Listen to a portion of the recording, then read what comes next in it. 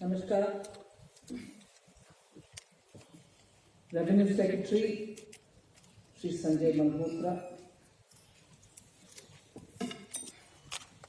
Chairman CDIC, Chief of the DRI, my colleague in the Council of Ministers, Sri Pankaj Chaudhary, and all officers of the DRI, past officers of the DRI, and also the former colleagues who have been part of the DRI. I welcome all of you and good morning to each one of you. It gives me great pleasure joining you all on the 65th founding day of the DRI. It should have actually been yesterday, but being Sunday, I think it was decided that we meet today. You're a very small but a lean and mean organization. There's no doubt in anybody's mind if you being small has kept you from being professionally excellent. You've shown excellence. You've actually proven that the size of the organization doesn't matter, but you have repeatedly shown each year by improving your own benchmark, pushing it upwards, making it more difficult for you, but achieving each year a better goal. So on that note, I congratulate the DRI for its performance over and over again in the last few years that I've noticed you closely. I'm sure it has been like this before too.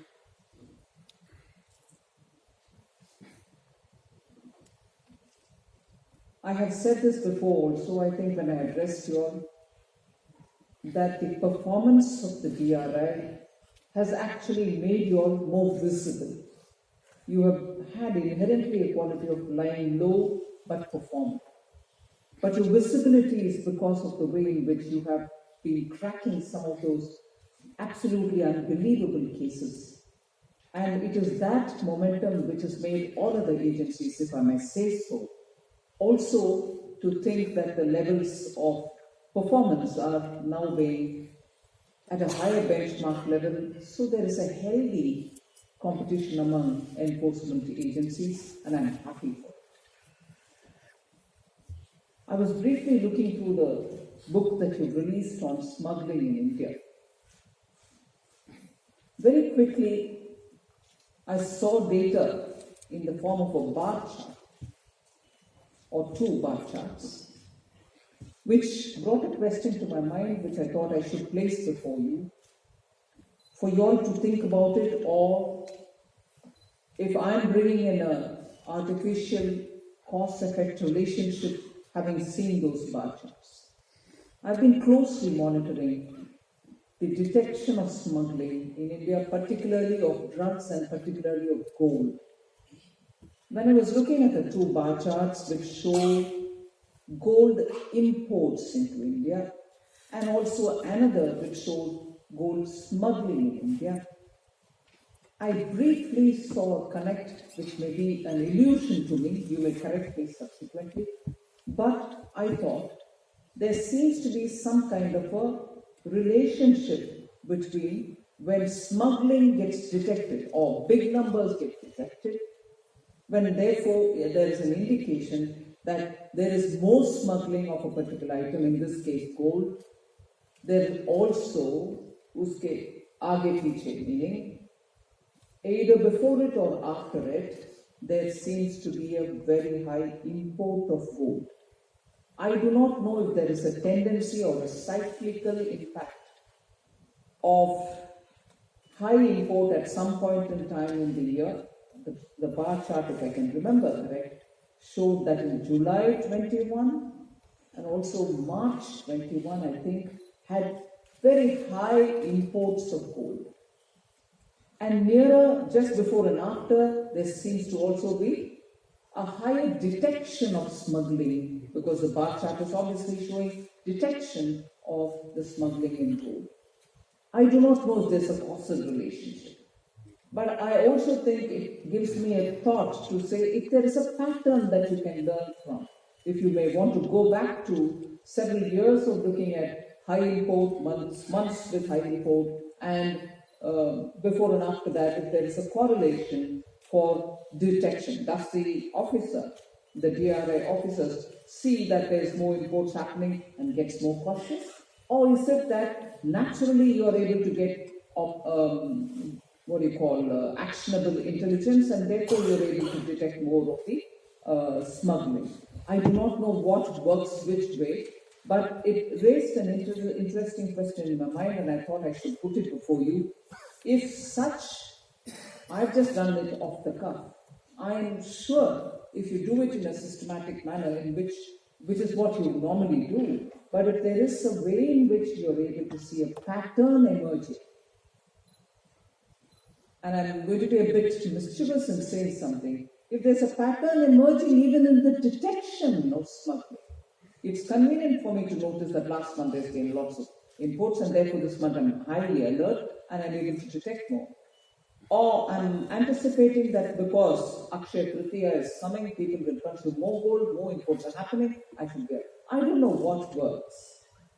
But if in our country 800 kgs are being detected on an average per year, I'm sure this is the elephant in the room. Can we do a lot more? Data-based, artificial intelligence-based, better mapping of what works to bring in the cycle of gold smuggling into India.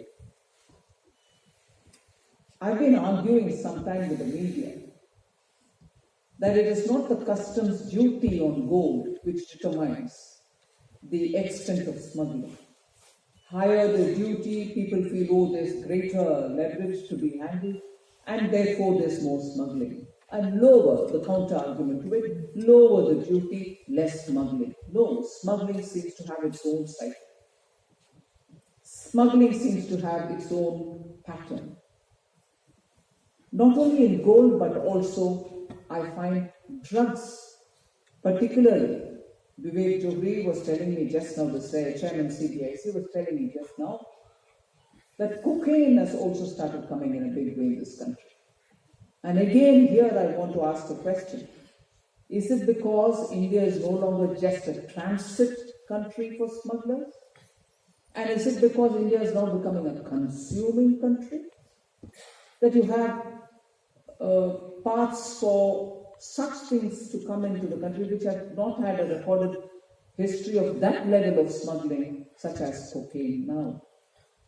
And here again, is it because it's no longer transit, but it is a consuming country? There's a cause and effect relationship. And again there, would it help if we did a bit more of studying it to see what triggers it to this extent? I'm sure you're doing it, I'm not giving you a new idea, but a greater cause and effect relationship would help. When I was telling that you're a small but lean machine which works very, very effectively, and it actually stands out in terms of the performance that you've done considering your size. And I take this one example, which was absolutely a stunning example for many people who hadn't known much about DRI earlier. During the Azadi Ka Amrit Mahotsav, DRI could tell me that in several parts of the country, I think it was 14 destinations, where you destroyed in public view more than 44,000 kgs of drug which was seized. Unbelievable. That is not something which India would have known about DRI as your work that we were able to destroy in public view with media, with eminent citizens of that part of the country, all sitting there and watching, and the entire finance ministry team sitting in South Block and North Block and watching it.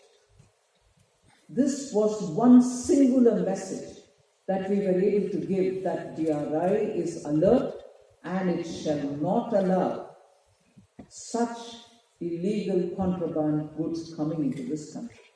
That was an exceptional show of your performance and its strength. I was really impressed by that, and I heard many of my colleagues talk to me about it, and I would think that is the kind of spirit and momentum the DRI has to maintain even now. I would think that you would make sure that you shall not allow the smuggler to be smarter than you are. Smuggler cannot be smarter than you. He will leave a trail. He will leave some kind of evidence for you to touch, and he will certainly give you an indication of the modus operandi. And that is one of the reasons why you're successful, and you will continue to be successful. But my eagerness is to see that each one of these cases, at the earliest possible time, comes to a logical conclusion. People read through the newspapers, this much of cocaine has been captured. I was glad that Pankaj Chaudhary ji recalled what was captured in Kandla, what was captured elsewhere, and so on, when he spoke here. But the question which remains in the mind of the ordinary citizen is, TK, but what happened? How many people went to the prison for it? TK, what happened? But after that, how many people were actually taken to task? And even better, the question is, what happened? Who's actually the big fish behind it? You're catching all the small fries, the peddlers, the traffickers, the mules. Is that sufficient? To gain public confidence, that's not sufficient at all.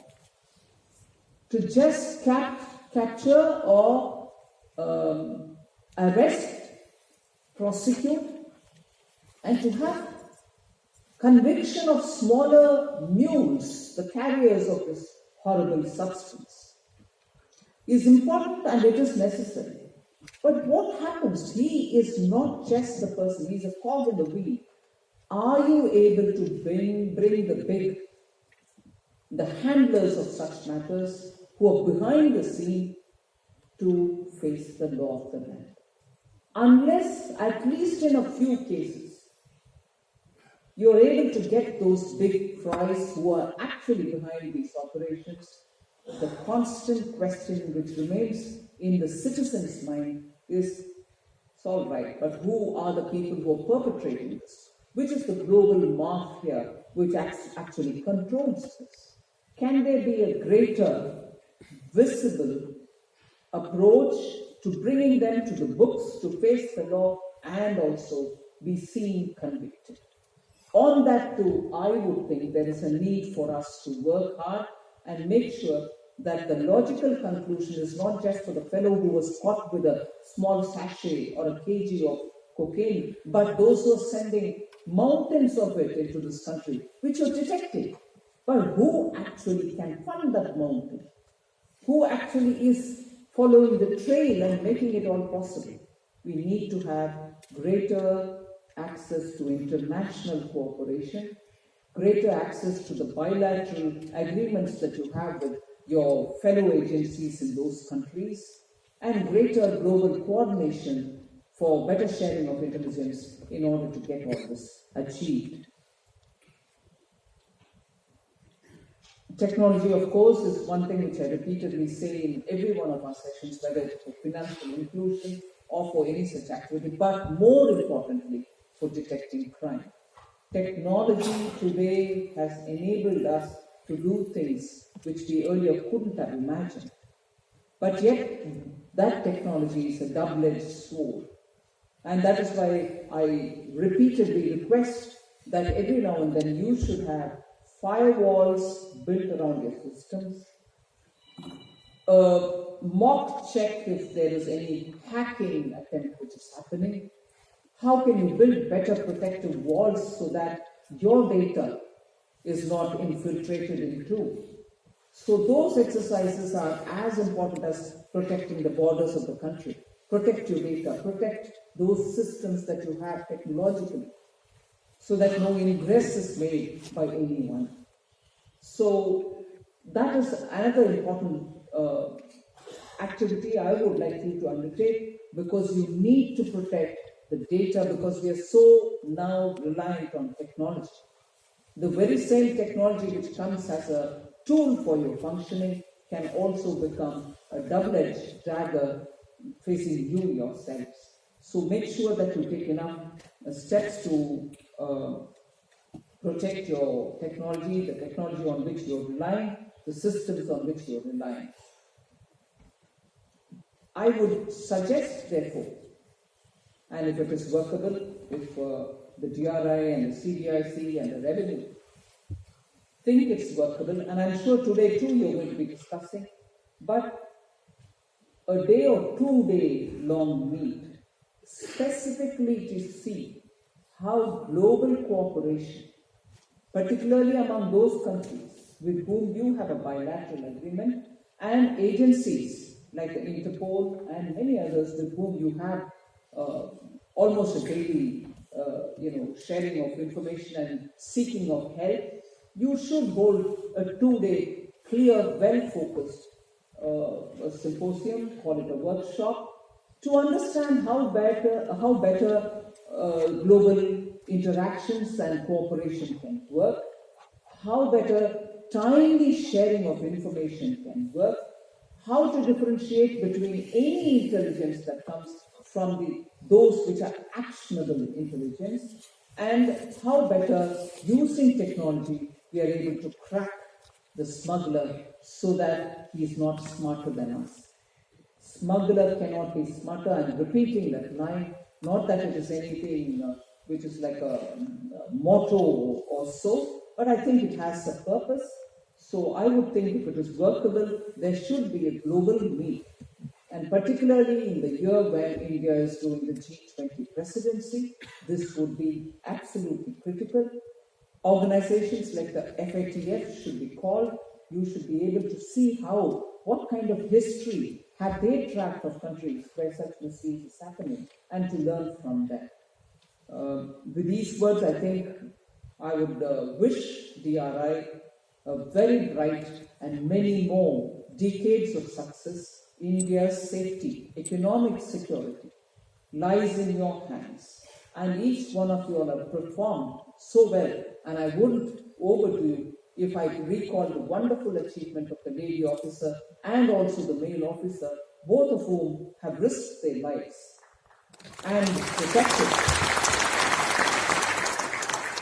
I also praise the service rendered by Mr. Gopal Nathan, whom you yesterday conferred the award on, and I'm sure many more of you are here who will be recognized by DRA, recognized by the Finance Ministry for the immense work that you've done already and you're likely to do in the future as well. So all the very best, and I'm happy to be here today. DRI and the CDIC, we are grateful for your generous praise. Thank you so much, ma'am. May I now request Shri Abhay Kumar Srivastava, Additional Director General, DRI, Delhi Zonal Unit, to kindly propose the vote of thanks.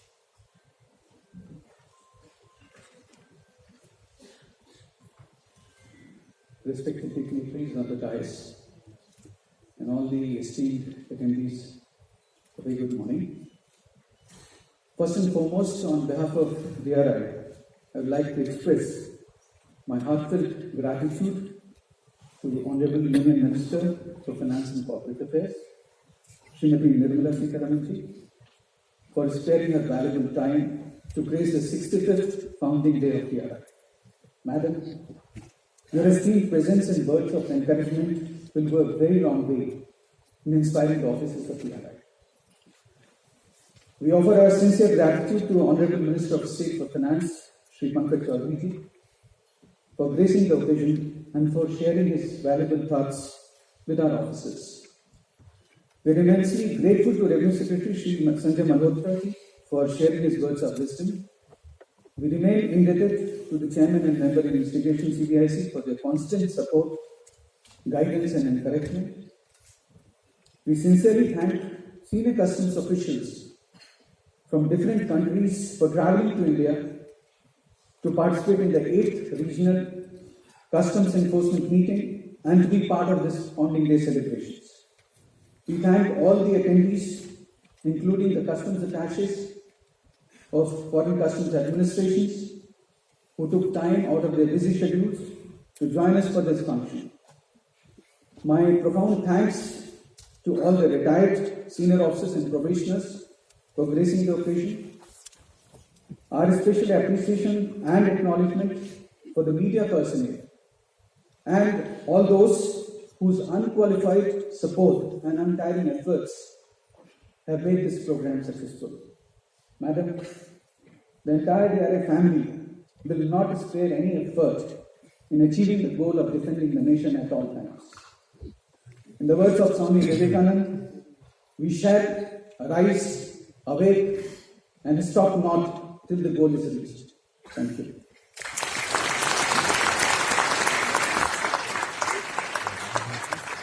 धन्यवाद महोदय। अब मैं सभागार में उपस्थित सभी अतिथियों से अनुरोध करता हूं कि कृपया राष्ट्रगान के लिए अपने स्थान पर खड़े हो जाएं।